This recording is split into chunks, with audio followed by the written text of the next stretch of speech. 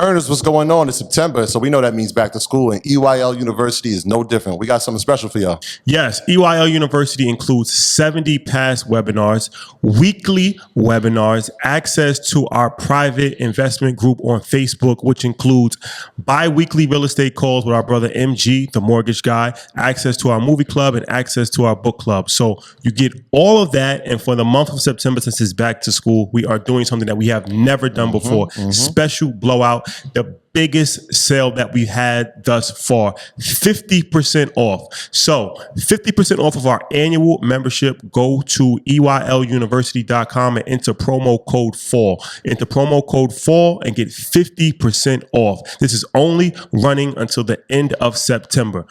You know how this works. Don't wait. Don't hesitate. We'll see you on the other side. Let's do it.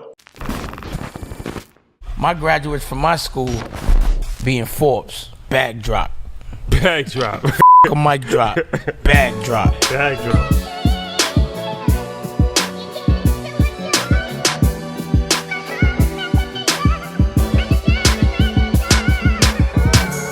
All right, guys, welcome back. EYL Atlanta edition. We're still here. Still here. Yeah, we haven't left yet for sure. So this one is going to be a good one. It comes courtesy of our family, Bam, Vincent. Yeah. Congratulations. Might be Bam. You finally did something. Nah, this was a dope one though. When I saw this story, it was very unique and very interesting. I'm like, we definitely got to cover this. This is dope. Yeah. So Jasmine Crowe, entrepreneur, and it's really dope. So she's the founder of a company named Goodr. Got it. Goodr, and it's interesting because I realized that after doing some research that there's 72 billion pounds of food that ends up in landfills every year. 1 out of 7 people suffer from food insecure. Is that what it's called? Yeah, and I think now it's even like 1 out of 5 because of everything that's going on with just coronavirus and the pandemic. Just so many more people are going hungry. And what's crazy is that 72 billion pounds, that's just from businesses. So that doesn't include the food that we throw away in our households. That's something like 161 billion.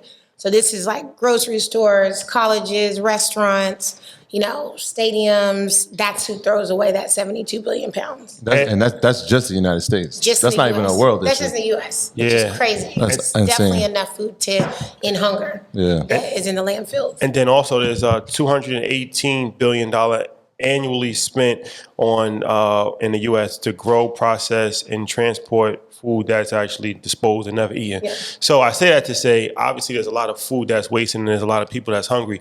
So Jasmine came up with a company that actually takes the food that's actually that would be thrown away and actually feeds it to people in need. So we're going to talk about that. We're going to talk about the business models. It's interesting. The whole story is interesting. Yeah. And it's very unique business. But first and foremost, thank you for joining us. Appreciate it. Oh, thank you guys so much for having me. I feel honored. And welcome to Atlanta. It's a great city. You guys may never want to leave. I'm pretty sure in different times we could show you even much more fun. But as you can see, Atlanta is still kind of it's still moving. Even during COVID, yeah.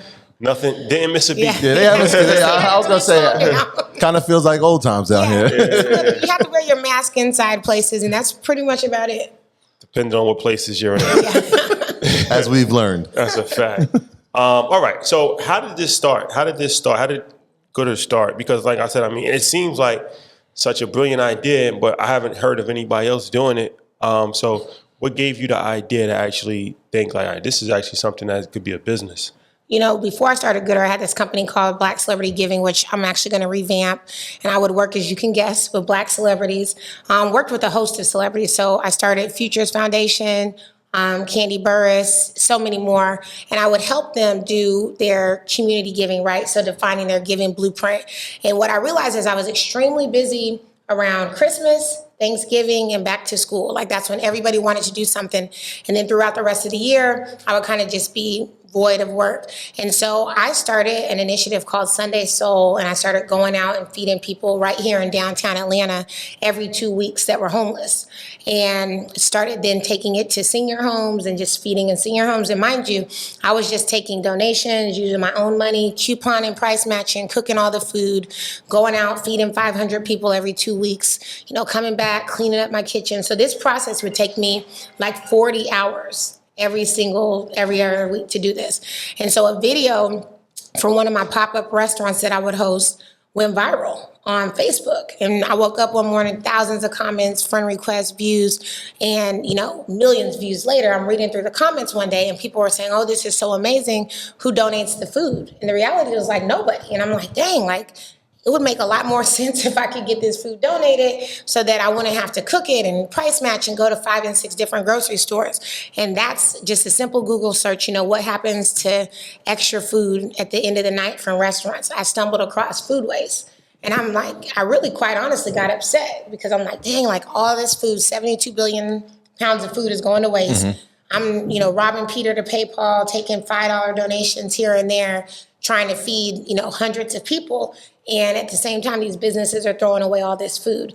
And I think that's really where that first initial idea kind of came from. So the Soul Sundays was an idea at first, and then it moved into Soul Sunday Restaurant? Yeah, and you know, the reason why I did that is because people would sometimes be lined around the block. I mean, hours in line for like an hour and a half, 2 hours sometimes to eat. And I always used to let women and children go first. And one time this man, you know, there was a little argument I noticed kind of at the line. I think he was arguing with somebody and I went back and I was like, no, sir, you know, I've been cooking for 3 days. I promise you there's more than enough food for everybody. And he really checked me and he said, you know, I've been waiting in line for almost an hour. If I don't eat today, you know, I don't know when I'm going to eat again because nobody ever comes out here during the week. So, you know, I was out there on Sundays and I just started thinking like, dang, like how often do I wait for like an hour and 30 minutes to get food? Like never, right? Like if I can't get a reservation, I'll go to a different restaurant. Like I really rarely would ever wait someplace and stand up an hour and 30 minutes to get a plate. And then I realized I wasn't giving them a place to sit down. You know, I just wasn't doing it right. I was doing it from the heart, but I could do it better. And so then I started renting tables and chairs and linens, and I would make these little menus and print it out and let people kind of sit down and dine with dignity. So I love that. Like I love that. A restaurant. Yeah. And then if we were on a wait, you know, I'd be like, come back in 30 minutes. And the thing is, everything was ready. So the food came out really quickly, but it was a 5-course meal. But to start with an appetizer, soup or a salad. Soup and salad. Then an entree, 2 side items, and desserts. And I mean, people loved it. Like I had to send you guys some pictures and videos. It just was huge. And so the first one I ever did went viral. And the rest was history. Yeah, when I was reading your story, it was like kind of aligned because that's kind of what we were doing in the summer with our kids. We would go to my church because we had a homeless outreach and we would feed the homeless every Saturday. And it was like the feeling of giving is just like incredible. And like watching the kids be fulfilled by it made it even better. And their thing was like, yo, can we do this again? Can we do this again? And when you said that phrase, dine with dignity, it was like, that's it. Because nobody in that room ever expects to be in that room. Exactly, you know, and one of the things I used to always do with Sunday Souls is I always had options, you know, and I've had to check my mom, friends, because they'll say things like, oh, you know, they're homeless, you can feed them anything. And I would be like, no, you know, your homelessness is just something that you're going through. Just like hunger is something you're going through. You're not always going to be homeless. You're not always going to be hungry, but you could lose your job. You know, businesses could close. I mean, look what we're seeing happening right now with coronavirus. And I always would have, you know, a beef option, a pork option, a fish option. And I mean, people have religious convictions, they had dietary restrictions, and that level of just giving people dignity. Like, what would you like? Not just, here's a sandwich that I made for you, but like, what would you like? And that is why I think, I mean, people used to come. I had a family, I'll never forget, there was like 6 kids. They had a house, but they used to have to sell their food stamps to pay their rent. And they would get on the MARTA and they knew I would be out there and they would come and get food for the kids and get like extra to-go plates. Like that's how busy and how popular it had got that families were starting to come through. I mean, maybe like a year or 2 after that, like 2 Chainz ended up getting them a house for the family to live in. Oh, wow. So just like that, you know, just to see how it all kind of turned around. But they used to sell their food stamps to pay their rent, get on the bus with all their kids just to come down because they had options for their kids. Yeah, there should never be a choice between food or bills. Like that's crazy. And everybody, that's what you said. I mean, that's a critical choice that everybody makes. Yeah. Is I'm going to pay. And then what we find is food always goes first. Because people could say like, oh, I could go without food. Or what they do is the parents, the adult, will go without food. And And I've had tons of friends. I mean, I think Jeezy even was talking about it in an interview. Like, he used to see his mom like split a cheeseburger between him and I think his sister, whoever his other sibling was. And just like, if you guys think back to that, like, I don't recall being hungry, but I'm pretty sure our parents could have been hungry just to see us have. Yeah. And I think that happens a lot. Yeah, we hear those stories all the time. Man. It made me think of the line like was it Siegel? He said most nights they sleep for dinner. Yeah. You know what I'm saying? 100%. Like, that's crazy. Or you think of, Meek Mill talking about oodles and noodle kids. I mean, that's so many. I have a program right now in Atlanta. If you guys are still here, y'all should come out. Every weekend I feed in this community. It's called Forest Cove. It's probably one of the most destitute communities I've ever seen. And, I've been doing this work for over a decade. But a lot of the buildings, roofs are off and everything else. And we'll feed the kids and, we'll have excess food for them to take home, and they just always want the noodles. They always want we try and give them green beans and like mashed potatoes. They don't ever like that. They don't like it because it's just they haven't had it. So we're out there every single week really trying to push this on them for them to have like healthy food and healthy access. But so many kids go without, and for kids and children of color, which is why it's super important for me to be in this position and trying to do what I'm doing with Goodr. People like us have to solve the problems. Too long, people write the statistics, they get all the money, they get all the grants, and they're solving problems that they never experienced before. Whereas I have friends, I have family members that have been hungry. Very few people that don't look like me are going to go into Forest Cove, a Section 8 housing community where, there are drugs, there's crime, and really try and get to those children. But that's who gets all the money. Billions and billions of dollars is spent in grants. At the start of COVID, Jeff Bezos gave $100 million to Feeding America. And it's not to say that Feeding America, doesn't serve a purpose, but they've been around since the 70s. They've gotten billions and billions of dollars doing the same thing. Having food banks, giving food to nonprofits, and it's always just whatever is donated. And then they end up giving people, peanut butter, no jelly, spaghetti, noodles, no spaghetti sauce. And people can't make a meal from what it is that they receive. And so what I've tried to do with Goodr is actually get people meals. Or if nothing else, if I'm giving them groceries, everything that they're getting in that grocery bag is going to make a meal. They're going to get a taco kit. They're going to get, peanut butter and jelly and bread, like the things that they would actually need. And it's a hard, curve to get around because unfortunately, I sometimes think people want to pacify hunger rather than solve it, because if you solve hunger, then there's no more $100 million donations. Let me ask you this. Because it was interesting as far as, like I said, I don't think people realize how much food gets thrown away. Yeah. Before I even ask that question, I just want to make that point because it's like in New York, there's 2 million rats. We just researched that. I'm joking. Yeah, you know what? We speaking of hunger, we'll get into that. 2 million rats. Yeah, so here's how that Is comes that about. in the city or the state? That's in New York City. This Okay. came about. We were Wow. at an establishment. We'll leave their name anonymous, and they were closing their doors. And they were like, we were like, yo, y'all closing. I know y'all going to throw the food away. This is like before we knew that we were going to do this. And he was like, yeah, we're going to throw the food away. He was like, yo, we'll just buy some off you right now. And the conversation got brought up like, yo, you know what's happening in the city since the restaurants are closed? Like the mice have nowhere to go. So they're just like doing all that out in the streets. They're eating each other. And so I came up with a number that was wrong. I'm saying that on tape spoils. That was wrong. And I was like, yo, the city has this many rats. So we looked it up, and it was 2 million rats in New York City. Yeah, because he said I definitely have seen quite a few rats when I've been in New York City. 2 million is a number I was not expecting. It was actually a bet. Because there's 16 million people in New York. There's 8. So there's 8. Almost 9 million. There's 8. 9 million. So there's almost like for every 25% of the population. Okay, so for every rat, there's like 4 people.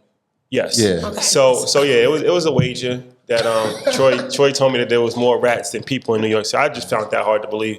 So we Googled it and we realized that it was 2 million, but it's still a lot. That's a lot. So I say that to say That's more than the city of Boston.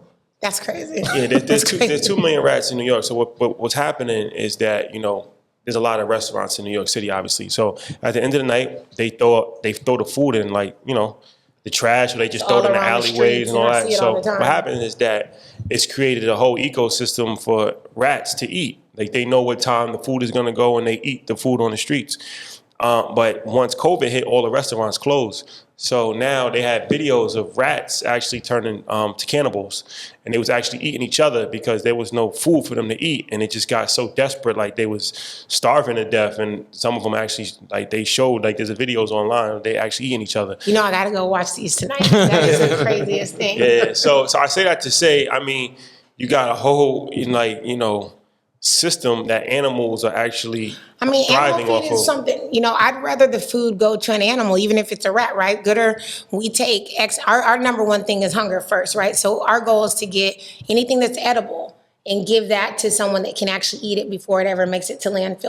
You not only did you turn this into an actual business, and you enlightened me that it's not a nonprofit, it's a B Corp. Yeah. All right. Can you just explain what a B Corp is for people? Yeah. So B Corp basically means for profit, for good. It's super hard to become a certified B Corp. It took us over a year.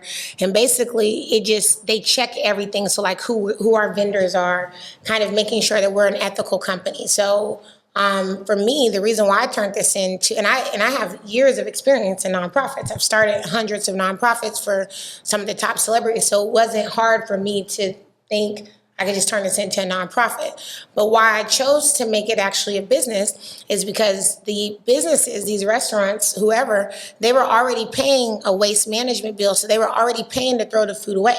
So that was very easy. It was a clear distinction for me to understand, okay, listen, they're paying somebody to throw the food away. Then I went and I started looking at the waste industry.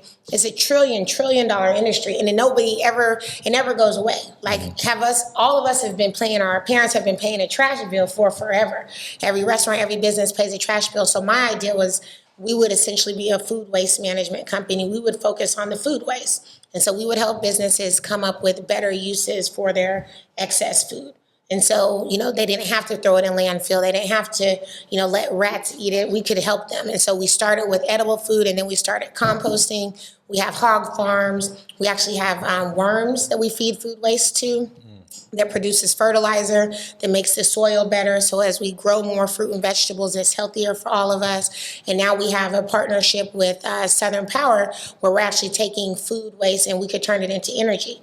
We're trying to really get into that more. So the idea is to keep it out of landfill because food waste is it's one of the leading causes, number 3, cause of global climate change. Yeah, I was just going to get into that because that's one of the things that you stress is like, this is not just a health issue. This is a social issue. It's an economic issue, and it's an environmental. 100%. So when we would, and this is true, when you're talking about how kids, like 1 out of 5 go to bed hungry, how that affects their learning. Yeah. Can you get into that a little bit? Yeah, and I think, I always have to, as a Black woman, I always have to say for Black and brown children. So this is, mostly Hispanic, even Native American as well. And Black children, we are like 1 in 3, 1 in 4. So it's a lot worse. And so what happens is it's this vicious cycle that never gets broken. And what we think is, we give children free breakfast and lunch at school. Now look at this, all these schools are closed. And so think of how many children are like at home or were at home during the summer that were really dependent on free breakfast and lunch at school.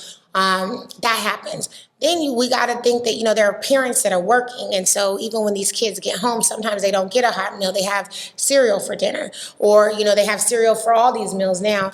And what ends up happening is in 27 states in the United States, they measure test scores of children in 3rd, 5th, and 10th grade. And you know what they start to decide is if those kids are going to go to prison or not. So it's really a school to prison pipeline. And so they're like, Johnny's not reading well. He's more likely to go to prison. We're going to need another prison bed for him. Or Susan is, not doing well in math. But what they never look at is hunger. Like, I always use the Snickers commercial, like you're not yourself when you're hungry. And that is so true because so many kids, they've never been their true selves. And so, they are constantly hungry. And so they're always playing catch up. They get free breakfast at school. Well, they didn't eat dinner last night. Yeah. So then the breakfast is replacing the dinner. Okay, the lunch comes and replaces the breakfast. And so the kid is hungry. They're sitting in class and they're hungry. They're wondering when their next meal is going to come from. And it's even worse for the older siblings. I know you said you have children, right? Yeah. So, the older kid always is looking out for the younger one. So now you're 12 and you've got like a 5-year-old and a 7-year-old little brother. And you're wondering how you're going to eat, how they're going to eat. And no teacher could teach through hunger. And so what we have is this vicious cycle of kids not eating, but then people still expecting them to learn and sit in class and be quiet and be still and just, you're not yourself when you're hungry. And that's the biggest thing is like, we've got to get kids food. So our program that I just launched, Neighborhood Eats, we serve lunch on Saturdays, a hot lunch on Saturday, a hot meal to go. Then we give the kids a snack pack that has like 3 meals and 12 snacks and 3 drinks in it for Sunday. So even though we're not physically there on Sunday, they get this. It has like, last week's it had a chicken biscuit, Pop-Tarts, orange juice, a granola bar, and a Goodr. So that was like their breakfast. That sounds like my breakfast. Yeah, so it's a good breakfast, right? And then for lunch, they had like a little cheeseburger that they have to microwave, chips, like cookies, goldfish, applesauce. And then for dinner, I think it was like like the little Chef Boyardee cups of like lasagna. And then it has, like carrots and ranch dressing, fruit snacks, and then we give them like 1 piece of candy just because we want them to want the box and they'll really take it for the candy too. Yeah. And then we give them the drinks so that kids will come out and they love those snack packs. We almost have to force them to eat the hot meal first, but that's what they want because it's like stuff that they know. But we are filling this gap for these kids where maybe they wouldn't ever get a meal on the weekends. Yeah, those are the socioeconomic factors that most people in education, especially the one like I was working in the inner city for 8 years, people forget that part. Yeah. They forget all the factors and all the baggage that comes when the kids get to school. But from a social standpoint, I know you talk about how hunger and the lack of food affects the crime rate. Yeah. It's just, it's like, one of the things, I gave a whole TED talk on this, so many people, if you really start, I remember I was watching, there was a show on BET and I think it was called Trap Queens. And I was watching it and it was about these young women that were in jail. And one of them, she was saying like, you guys, you don't know, she was like, the way I grew up, she grew up in Tampa, Florida. And she was talking about her and her sisters, them going and stealing change out of wishing wells and trying to put this money together just to go and get a burger or a Whopper from Burger King. Like that level of like, people doing whatever they got to do to eat. And one of my good friends, Don, from LA, he's an older guy. I think Don might almost be 60 now. But he told me, he was like, Jasmine, I used to have to snatch people's purses when I was 8 in Ohio just to eat. Like that level of just like, I don't have like desperation. What do people do when they're desperate? And that's, going back to Beanie Siegel, he rapped about that, right? Pressure busts pipes. People, when you're desperation, you want your kids to eat and you want people to have something. It's just like, there's no telling what you're going to do. When you starve and you eat. There's no telling what you're going to do. Yeah. So it does, so much so there were so many crimes committed. So many people were stealing food from Walmart that now Walmart has a rule that I think if you steal less than $25, they just ban you from the store. They don't even call the cops. But there was just so many people stealing meat and just like, it was happening so much, you give everybody those charges, it just becomes a lot of charges and just, the police are coming out all the time. So that it's a real crime, but people get desperate. A mom has $25 to her name. She's got a kid and she's got a baby. You know what costs $25? Enfamil. And so it's like, gosh, can I get my kid Enfamil and can I feed my other kid who doesn't drink Enfamil? Like it's just so many crimes happen because of people being hungry. Let me ask you this on the business side. So you talked about B Corp, but can you just explain like what a B Corp is for people? Because you said Baskin and Robbins is a B Corp, or Ben and Jerry's. Ben and Jerry's, Patagonia, Shea Moisture is one. So really, it's just it's no different than a regular corporation. So you still pay taxes, but it just means that you are certified that your business has ethical principles. So you're not using child labor. You're getting your supplies from the U.S., like that kind of level of but it basically means for profit, for good. So at the end of it, what B means is benefit. So you're like a public benefit corporation. So that Goodr, we operate for the benefit of public good. So we're not just for ourselves. If we get a customer and we get them to give us their food, we give that food back to the community. So we're benefiting the community in our actions. But the tax structure and everything is still the same. Tax structure is still the same. So like B Corps are only recognized, I want to say, in like 7 states. Okay. Delaware is one of them. But Goodr is like a Delaware C Corp, and we're a foreign entity in Georgia. But we're a C Corp here as well. So we still pay corporate taxes. Okay. But we are recognized as a certified. So you incorporated in Delaware? Yeah, I incorporated in Delaware early on. Tax benefits? Because I knew tax benefits, and I knew I was going to be trying to get investors. And so that's just kind of the best way. I think anybody that's in venture capital will tell you to incorporate in Delaware. Yeah. I mean, I almost have heard people that were incorporated in other states, and then they went out to raise venture capital, and then they got incorporated in Delaware. You incorporate in Delaware, you have like a P.O. box out there? I don't even have a P.O. box out there. Yeah, anybody can incorporate in Delaware. And then I'm a foreign entity in Georgia. I have an office out here. So it's a for-profit business, but how do you make money if the restaurant's like giving you food? Like, can you explain the business model? Absolutely. So we charge a volume-based fee for service on our composting or our organics recycling, as well as our surplus food recovery. Remember, they're already paying to throw the food away. So they're not paying us, they're paying Waste Management, they're paying Republic Solid. So we charge them based on how much food we're recovering and how often. And we have a sliding scale. So Goodr is very asset light. We don't own a lot of vehicles. We literally have one vehicle in and we're in 9 states now. We have one vehicle, but our partners are like Roadie, Omni Logistics, Postmates. So these are our drivers. So depending on how much food is being picked up, that determines the customer's price. We've done a lot of case studies. So like on a low end, a pickup for Goodr could be $50. On a high end, it could be $1,000. So you're not targeting restaurants. We target restaurants in a lot of locations. So we wouldn't target like this one restaurant on this street. We like to target like an airport with 100 restaurants, a mall with 30 restaurants. Okay. Because I was going to say, like, your regular mom and pop, they just throwing food in the garbage. Yeah. But you talking about like a... Or we like franchises too. Okay. So like we've been doing some pilots with some pretty large franchises. And the goal is like all of, Wendy's, for example, says, you know what, we're going to be zero waste. None of our stores are throwing away food. We're going to be committed to our communities across the country. And then now there's this Goodr services available to all Wendy's owners and operators. Because it's like part of their franchise fee. When I used to go to school in Hawaii, and what happens with grocery stores that people don't know is that, when you have like an expiration date, you got to throw the food away. But even before that expiration date, when the expiration date doesn't always mean the food is like not eatable. It's usually the sell by date. Yeah. Well, it's sell by date.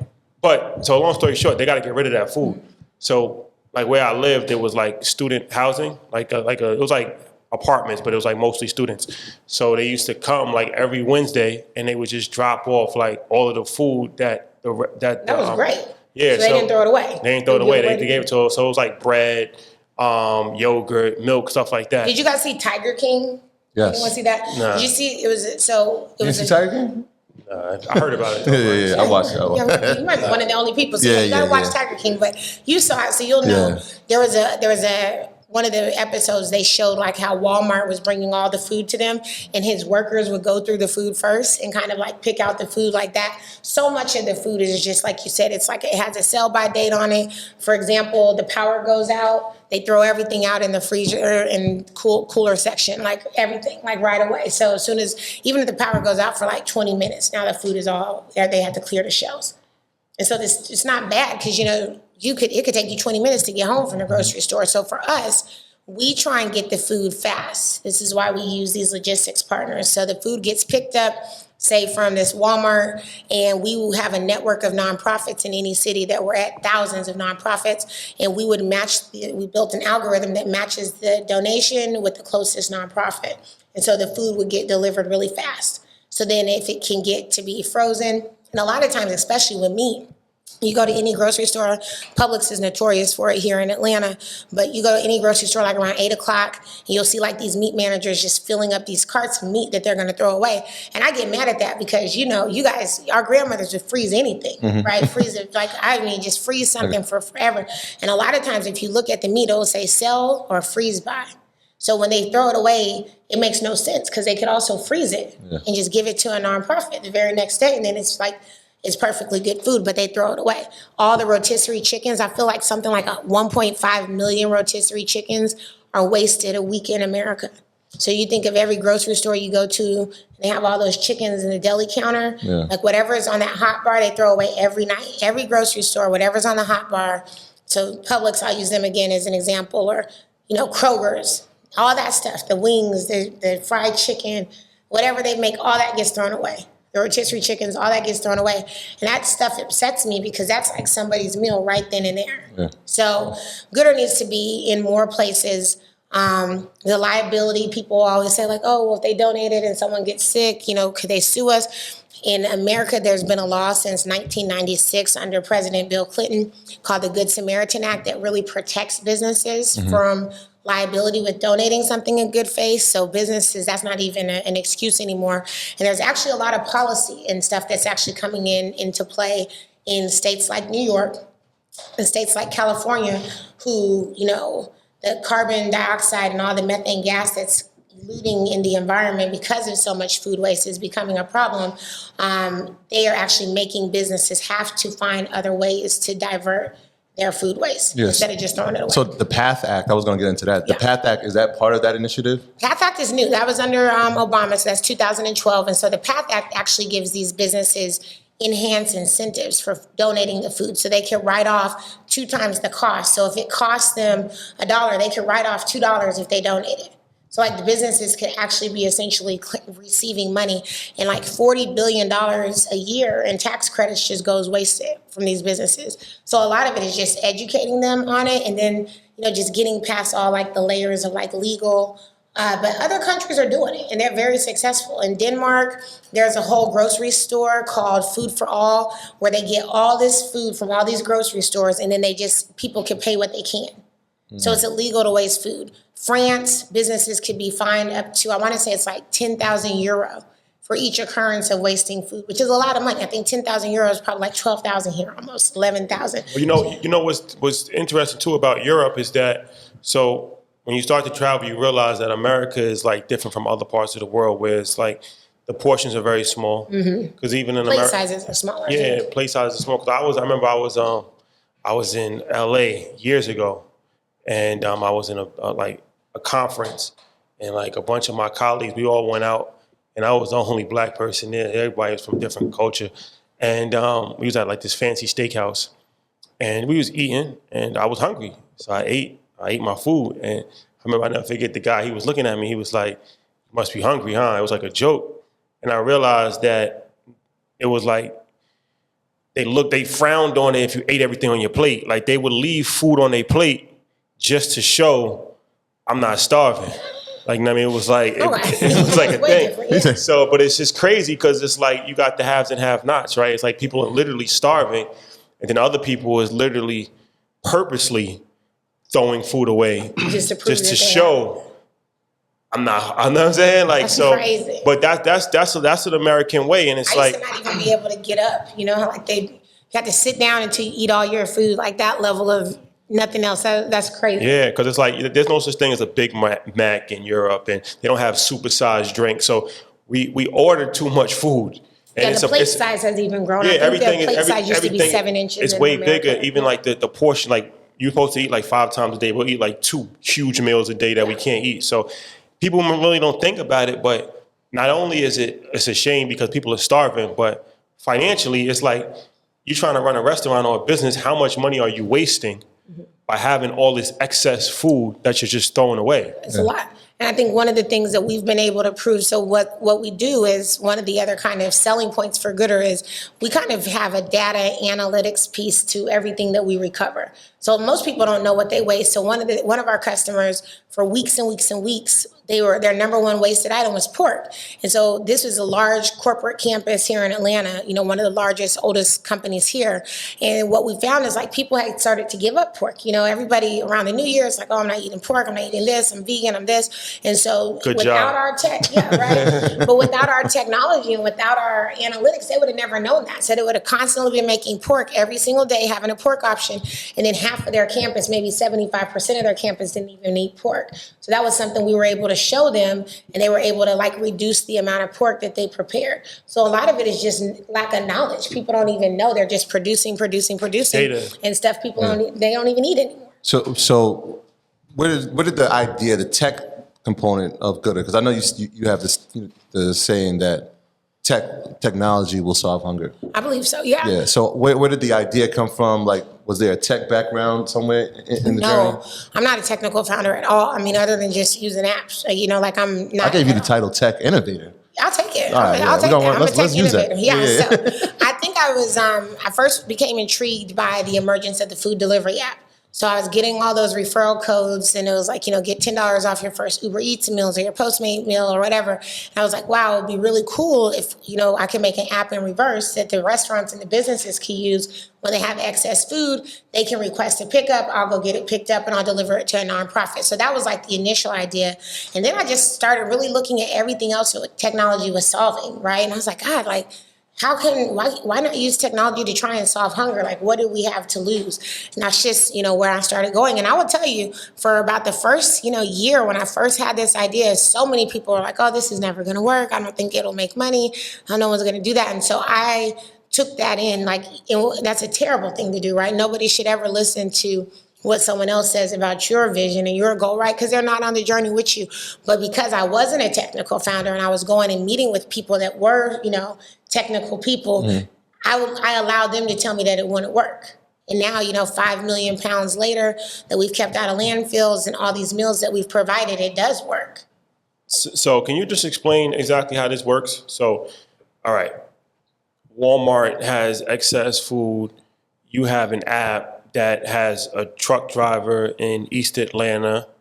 He picks the food up from Walmart and then he delivers it to the Salvation Army. So something like that. I mean, main thing is we have all of their inventory in our app. So when we onboard a customer, let's use Walmart, we'd have all their SKUs. And so Walmart can literally like SKU something out and just tell it, they can scan it with a SKU gun, and it would really calculate everything. So then our platform inventories everything it is that they're saying they have to donate. We then assign a value to everything it is, because of course we would have the SKU, which means we know what it is and we know how much they retail for, how much it costs them. And then we typically have a weight value assigned to it. And then they push request pickup. A driver gets several drivers essentially in the vicinity would get the alert, very similar to like an Uber driver. Someone accepts it, they go pick it up, and then our app would tell them who to take it to. And depending on how much food it is, the app might tell them to take it to 2 and 3 places along a certain route. And so then the food gets dropped off. Every nonprofit that gets it signs for it like they would a UPS package. And then we have an agreement in place with the nonprofits that sends the business back a donation letter. So once they sign for it, it automatic, like I'm picking up, I'm getting donated 300 chicken sandwiches and whatever. They sign for it. A donation letter goes back into, let's say, Walmart's dashboard. And then Walmart on the back end, they can look up and see everything that's been donated, what are the most wasted things that they're donating, what's the tax value of everything they've donated, how many people they've went to, who they're serving, the kind of nonprofits. And then they're also able to see the environmental statistics. So we tell them for every pound they keep out of landfill, how many gallons of water that saves, how many hours of labor that helped, how many cars that could power, how much CO2 emissions they've helped to prevent from getting into the environment. So they could also use that in like their sustainability reports. They want to say like, we're committed to zero waste. So it looks like a twofold solution, right? You're actually helping feed people, but you're also helping businesses run more efficient operations. Exactly. That's 100%. So I like to call us a triple win, like, a win-win-win, a triple bottom line. We're helping the businesses feed people, which for me is priceless. But I learned early on that wasn't for the businesses to hear. That had to be like the last thing I told them. Yeah. Well, we help them save money and be more efficient, so they're not ordering things that they're never selling anymore. And then we also help them be more sustainable. So like we're really helping them improve their carbon footprint, which is starting to become really important. Last year, you guys will remember all those high school students. Remember they were walking out and they were protesting climate change. The young lady, Greta, she was the Time Magazine Person of the Year. Like she led all these people on this big, do better on the environment for our climate. And what's going to happen is those high school students become college students and they start working at these companies, and these companies are going to have to start, doing better by the environment, because we only have one planet. And then when it's gone, it's gone. I mean, you see the water is dwindling. Cape Town, for example, South Africa, huge water problems. Just, the environment is struggling right now. Right. I mean, the earth, everything is, right now we're just not in a good place with everything. Yeah, 2020 is. Yeah, 2020's been tough. But the environment is still bad. Yeah, it's and I probably before starting Goodr was very unaware of just the environmental impacts of what food waste is doing to this country and to this planet. But it's a big issue. Go ahead, sorry. Let me ask you this: what's the profit margins? It varies. Typically, a good profit margin for Goodr is anywhere from 40 to 49% for us. And so we've started a grocery delivery service. So we're like now like the free Instacart, if you will. And we just started this once coronavirus happened. So we saw that, food delivery was really picking up, Instacarts, Amazon Prime shipped, they're blowing out of the water. But we realized that there was this large segment of people who don't have credit cards. They're unbanked. They don't have access to technology, mostly senior citizens, but they're afraid to go to the grocery stores because you're telling them on the news they're the most at risk. And so we thought, what if we went and got groceries for them? And so now we started, our businesses were closing, right? So everybody, the airports, the convention centers, all of our customers were no longer there. So I really thought, I got to make a pivot. I've got to figure out, how do we stay in business? And so I started to think, we've got to get food to people now.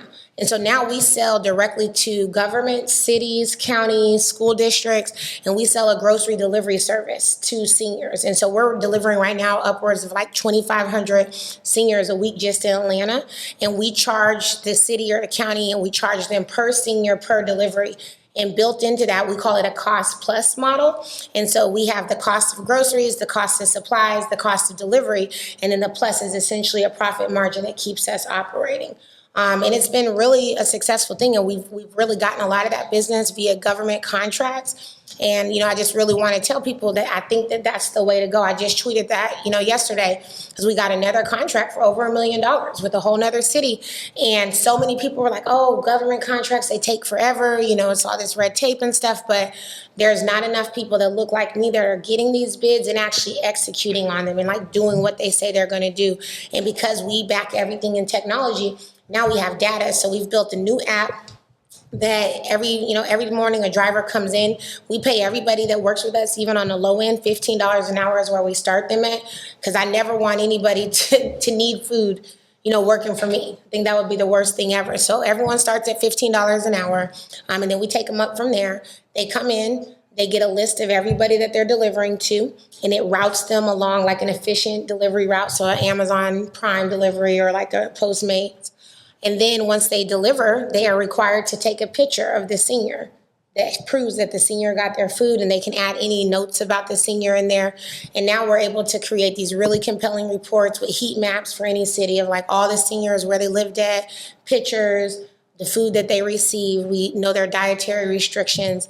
And so it's been really crazy. So we've built quite a few businesses under one umbrella that are all profitable. So how many states is Goodr running in right now? For our grocery delivery program, just Georgia. For our traditional surplus food recovery and organics recycling, now 10.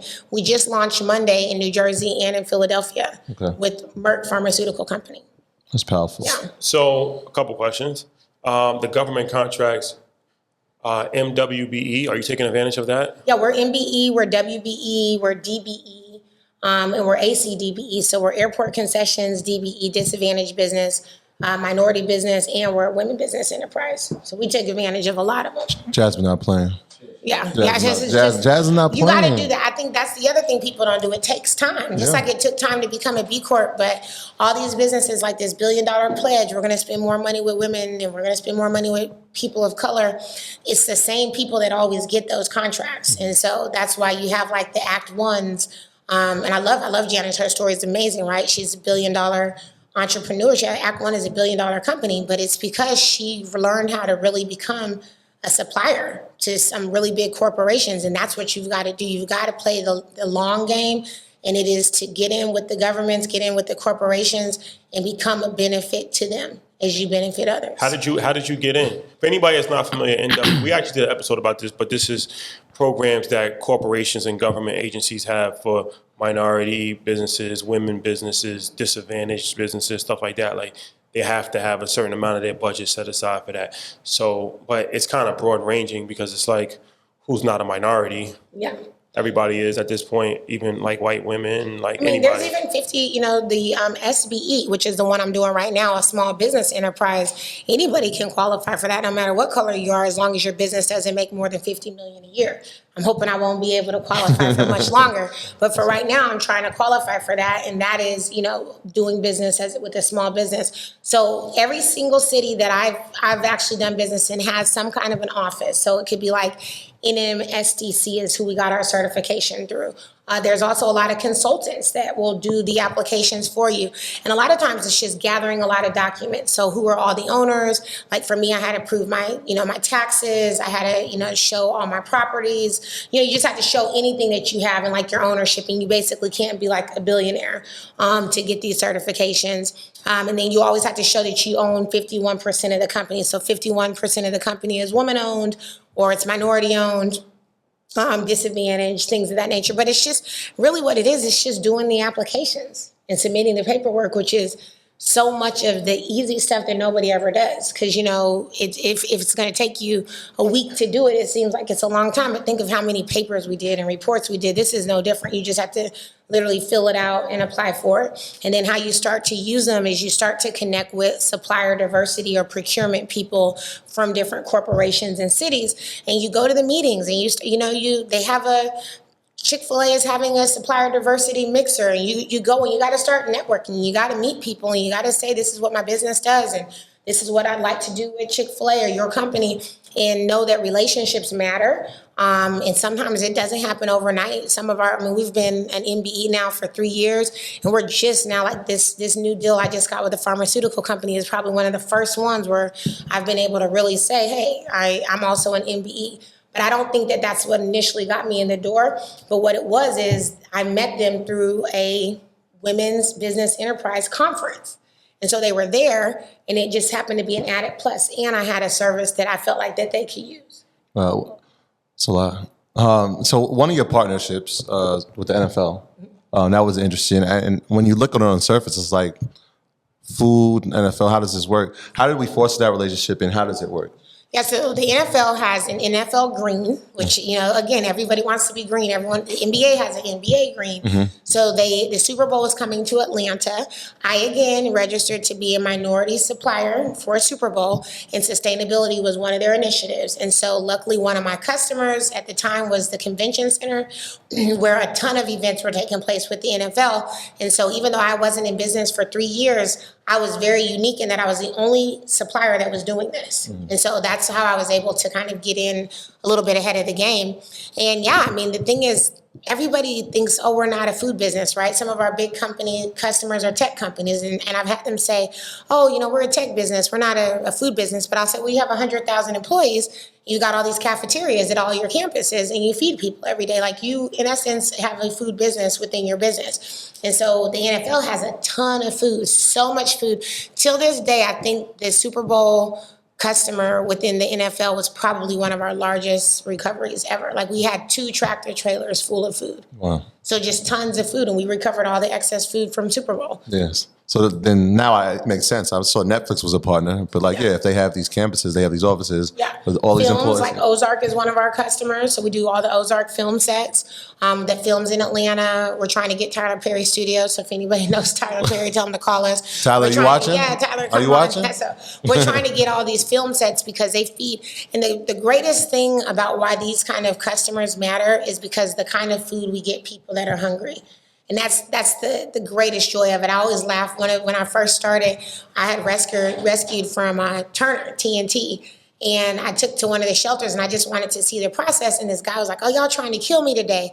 And I was like, sir, it's just asparagus. Like, he had never had asparagus. The idea of like giving somebody food that's going to come from the higher upper echelons and get down to someone who's been food insecure their whole lives. And when we were doing the NFL, we had lamb chops, fillets, just so much stuff. And we had a chef at the Veterans Administration here in VEO, Veterans Empowerment Organization. And we had from Radio Row, NFL, all these like fillets that were never even used, like just in boxes, still sealed, vacuum sealed. We got him over to the chef. He starts crying because he's like, man, I wanted to do a steak dinner for them for Valentine's Day. And here we come with 200, 12-ounce filet mignons. And, that level of just like, that's why it matters. That's why we got to get food from the film sets, because the stuff that they're feeding the actors is really good. And why should they just throw this perfectly good food away when in the same city, somebody that doesn't have $1 million, that's not making $1 million an episode, is hungry? Yeah, I was just going to ask you that, actually. It's a perfect lead-in, because especially when it comes to kids, and it's noble to feed people that's hungry. They got to eat. As DMX once said, you starve and you eat whatever's there. Like you'll eat anything, right? But we also want to be health conscious, and we don't want to just feed people anything, right?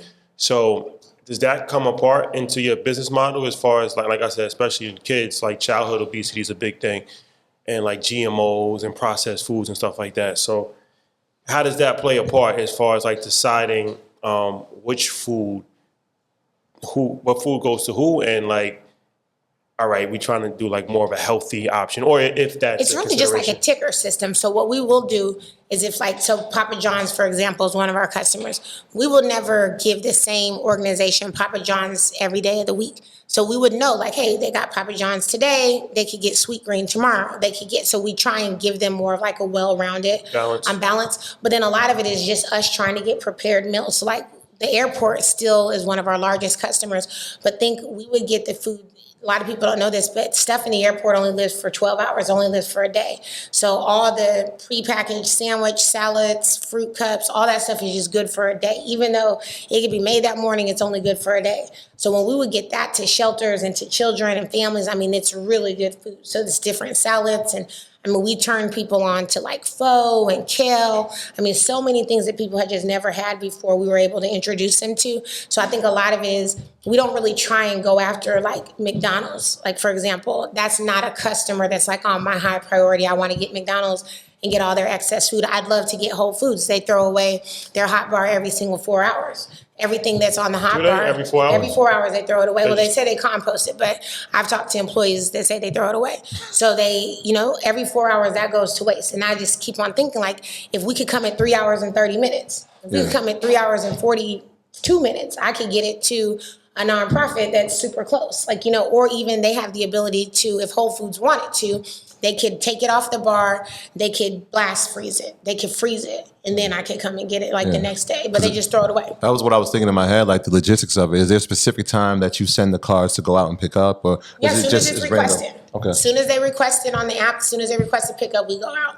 Okay. So is the app free, and like where is it? Is it in it's the app free store? for the customers. Okay. So it's it's not, because remember, we inventory everything it is that they sell, so we can give them the data on it. So yeah, it's in the app store, but you have to have like a login from us to kind of get it. So we haven't made it to where just anybody can use it yet, because then it just becomes tricky. People could start trying to have us pick up stuff from their house. We have to really make sure that it's like a commercial kitchen, that it's clean, that kind of stuff. All that stuff matters. So we haven't made it open to every restaurant to use it. What I'd love to have is like a city says, hey, I want to end food waste in my city. I want to make your app available to every permitted food service business in the city, and then that way we just turn it on to everybody in the city to be able to use it. So that's like a long-term goal. I'm just looking for a city to say like, we don't want people in our city to go hungry. It should be like, every mayor that should be something that they stand on. I feel like we went to Los Angeles a few weeks back, and the homeless population is huge there. It's huge. And it was like I hear come September it's going to be a lot of worse. They're saying now maybe towards December, but there's still so many people that are like on the verge of eviction. You see the viral story of the lady, I think she raised like almost like $100,000, but she was like homeless for her 2 kids in the car in California because she was evicted recently. Yeah, I'm just thinking like this sounds like a brilliant idea. Like a city should be adopting this. Yeah, we definitely are doing a lot of, we just did a really big partnership with the Lakers and UCLA Health, where we had one of our grocery stores. We have 2 pop-up grocery stores at the Porsche Experience Center coming up later in September in LA. And we're trying to get out there too. Like we're really having some good conversations. We were meeting with the film studios, and then so much just happened with 2020. Just. How does well, 2 questions. What's the overhead?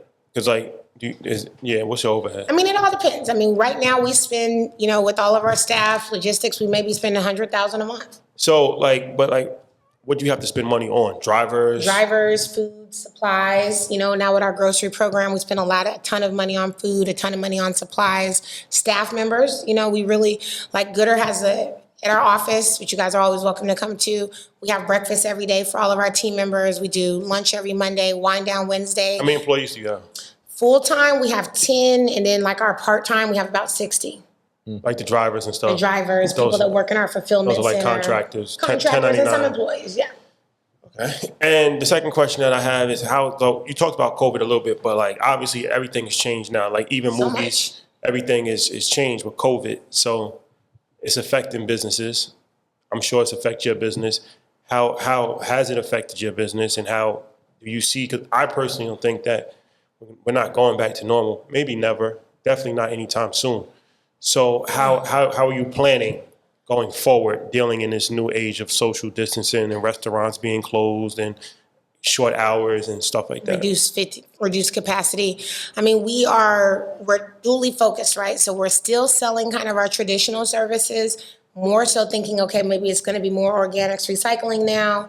But we're still talking to customers. I mean, I'm still having sales meetings every single week about traditional Goodr. But on the flip side, I'm really looking at this Goodr grocery program because we're helping a lot of seniors. I mean, we're changing lives to people to get free groceries delivered to them. That's the thing that nobody talks about, right? We can be fortunate enough to have Instacart or Shipt or Amazon Prime, but there are hundreds and millions of people who do not have the ability to do that. 161 million people have had grocery delivery right now in the United States. 144 million have not. And that doesn't mean that they don't need it. They just don't have access to get food. So we really think that this is kind of going to be the new horizon for us, for people, for everybody whom there isn't an Amazon Prime or Instacart, there could be a Goodr.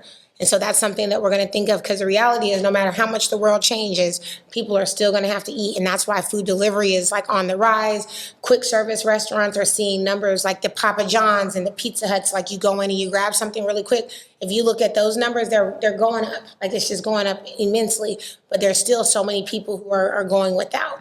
And so we have got to really just, pivot our business model to make sure people still get access to food. Because that's never going to change. Like I don't think, if we all stop eating, we're going to just be gone. Yeah, you got to eat. Everybody got to eat. So Everybody got to eat. Everybody got to eat. Everybody eats. I have a children's book called Everybody Eats. I know you got the children's book. I was going to Everybody Eats. I mean, that's Everybody fitting. eats. That's our motto, and that's your motto too. That's your motto? That is so good. Everybody eats. We all family here. Yes, that's the whole idea, is to teach kids, that everybody needs to eat and everybody should eat, but the reality is so many people don't eat. Jazz, you're a blessing. Well, this is so dope. You guys are great. So, I mean, yeah, it's really dope. It's really encouraging. Like you said, I mean, I think that it's dope how you can make it a business, because that's our whole show is about business. We never apologize for making a profit, but you can still do good at the same time. Absolutely. For profit, for good. Because a lot of times, especially, it's been a lot of talk on like Black Twitter and stuff like that like capitalism is bad. And I think anything can be bad, anything can be good. But business, I think, is the answer to a lot of problems, not the government, like economics. Exactly. Business. I mean, think of all the people, I carry a lot of weight on my shoulders, but it's positive weight. But I think about, hey, I've got almost 70 employees. I'm marching towards 100. I'm about to hire more people next week, like who are dependent on us to do good and us to operate. And, and I want to pay them well, and I want them to, have an investment in a piece of Goodr. I want them to have an ownership in what we're building. And so, you can do good and you can do well. And why not, right? Because I could be a Zuckerberg and just be having people like and share stuff on Facebook, but what does that really do for the betterment of the world? And so if anybody's going to make money doing it, it should be us. And if you look at, all the like nonprofits is a huge business. Like, look at Red Cross, right? How much billions of dollars do they bring in? And then when you go and you start to unpeel the layers, like 90% of it will go to administration and 10% will go to the actual cause. Look what happened with Haiti. I think they raised like $8 billion and built like 100 houses. And so, I'm like trying to change that narrative. Like I believe cities and governments and foundations should give us the money to solve their problems, because we really prove that we do it. And then, we have a profit. We have a business that we're trying to keep in operation. But if I one day am out of business because everybody's eating, then I'll be okay with that. Like that's fine for me. Whereas most other, organizations, they don't want to do that because they need people to be hungry for forever. So we could keep donating to them at the grocery store register when they be like, hey, do you want to donate, $10 and write your name on this piece of, baked paper. Yeah. Like a lot of people want these problems to be in existence so that they can exist. I really want to figure out how can I solve it so that I can go solve the next problem. There you have it. A blessing. There you have it, ladies and gentlemen. It's been a pleasure, Jasmine. There's a reason she's the #1 tech innovator in the city of Atlanta. That's a fact. There's a reason. Super dope. Y'all just heard it. That's dope, man. I appreciate you coming on. No, I and appreciate sharing. you guys having me out. And, you know, I just want to say, let your passion, you know, kind of have a profit for you. And I really think that's what I did. You know, I was cooking for people out of my kitchen, a 1-bedroom apartment, Southwest Atlanta, you know, loading up my car, having my friends come over, loading up their car. And I figured out a way to make money by doing something that's helping other people. And so I just encourage anybody to do that, because you have nothing to lose. Like if Goodr closes tomorrow, God forbid, I'll still be able at the end of my life to stand before God and say, you know what, people were hungry and I fed them. And that's something that in a lot of things that you do, you know, you won't be able to say, yeah, I made a profit doing it, but I still did what I said I was going to do. Doing the work. Yeah. Doing the work. Absolutely. Cool. How can the people find out more information about what you got going on, social media handles, all that? Yeah, let them know. Definitely. So check us out at Goodr Co. on Facebook and Instagram. We are the Goodr Co. on Twitter. I'm Jasmine Crowe on everything, so you can connect with me via LinkedIn. And yeah, you know, feed more, waste less. Feed the more, mission. waste That's less. the motto. Yeah, that's the mission. Yeah, That's the the motto. motto. That's the motto. that. The Sure. mantra. Sure, yeah. Yeah, shout out to everybody on patreon.com. Y'all know that's our pride to pay program. Obviously, tier 4 and 5 members, you have access to EYL University, the #1 online school. We have a new member on Patreon. Shout out to Crystal. Shout out to Crystal. Yeah, shout out to Crystal. That's a hometown member. So shout out to you and everybody that's been supporting the merch on earnyourleisure.com. We got some special things for you in store, so be on the lookout for that. For sure, for sure. And once again, shout out to the great city of Atlanta. It's like a second home for us. Anytime we come out here, it's love. Shout out to Bam for making this happen. My guy. This is a great interview.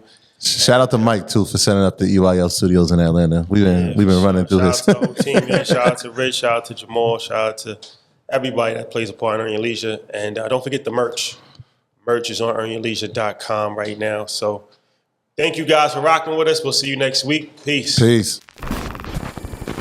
My graduates from my school being Forbes, bag drop. Bag drop.